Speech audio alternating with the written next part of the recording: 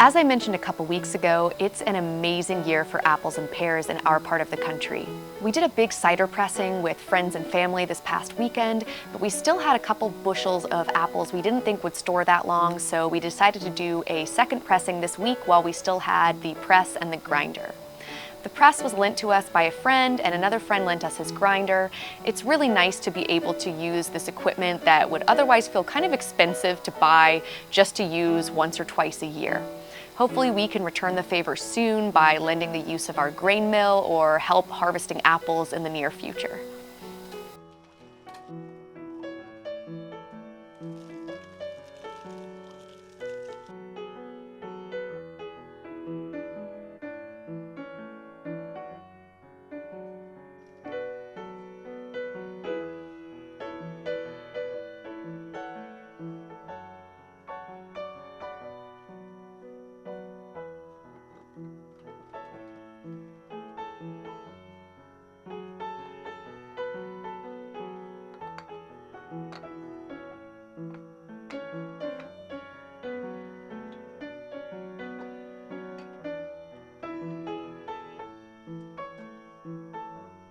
Last year, we froze about 6 pints of apple cider, put it in our chest freezer, and promptly forgot about it, which was actually wonderful because once we rediscovered it after eating through the piles of food that we had put on top of it in the freezer, it was bleak midwinter, and I swear to you, this was the best thing I've ever tasted.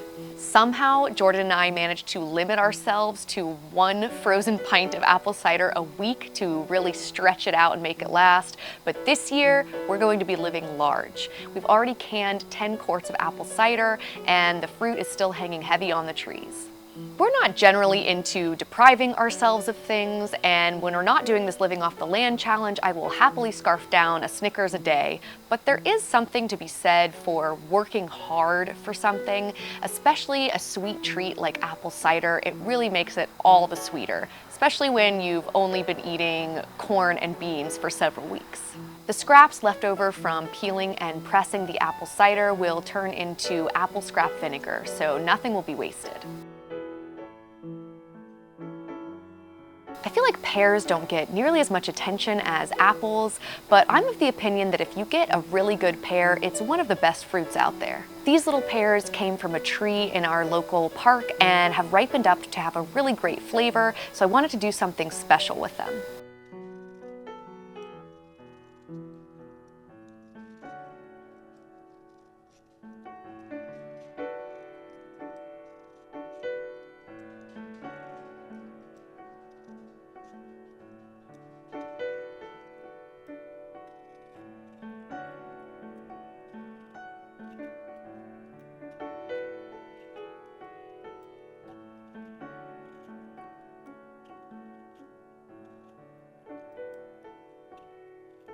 I decided to poach them in a wine syrup from some wine we made last year from grapes we foraged near the stream where we go trout fishing.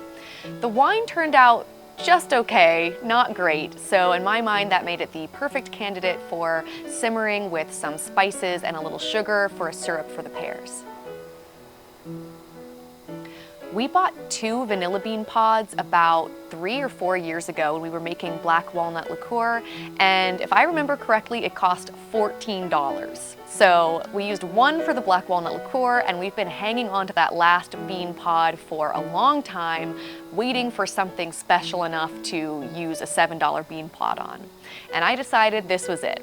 After all, it's not going to get any more flavorful sitting around gathering dust in the spice drawer.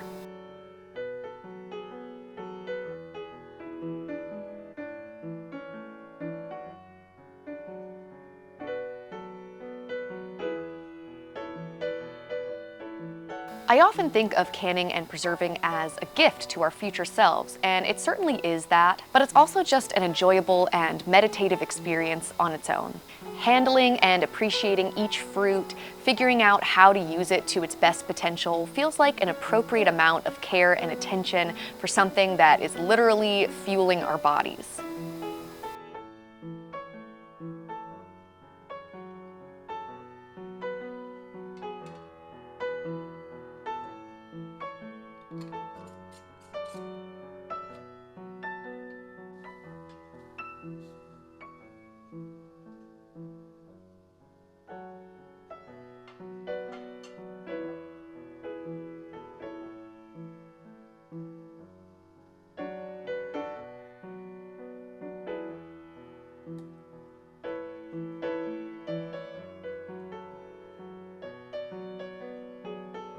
Every year, I get more and more amazed with the abundance surrounding us and want to do it justice by making things like this.